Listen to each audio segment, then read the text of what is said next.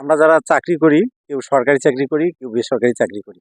সরকারি চাকরি এবং বেসরকারি চাকরির একটা বেসিক পার্থক্য হচ্ছে যে সরকারি চাকরিতে আপনি কোনো রকম যদি আপনি মেধা তালিকায় টিকে হোক বা ঘুষ দিয়ে হোক, যেকোনোভাবে হোক আপনি যদি একটা চাকরি জোগাড় করে ফেলেন, আপনার আর কোনো সমস্যা নেই। আপনি মোটামুটি অফিসে যদি হাজিরা প্রতিদিন রেগুলার দিতে পারেন আর মোটামুটি কাজ চালিয়ে নিতে পারেন, আপনার মোটামুটি জীবনটা, আপনার কেরিয়ারটা মোটামুটি নিশ্চিত। কিন্তু আমরা যারা সরকারি চাকরি পাইনি, প্রাইভেট অর্গানাইজেশনে চাকরি করি অথবা প্রাইভেট কোম্পানিতে চাকরি করি, আমাদের কিন্তু অনেক টাইট শিডিউলের ভিতর দিয়ে লাইফটা কাটে।